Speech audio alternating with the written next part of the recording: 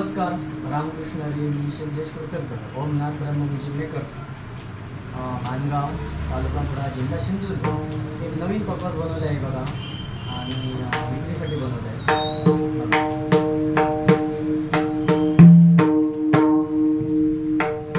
चाटी, लव आणि ताप एकदम करेक्ट पकवास झालेला आहे.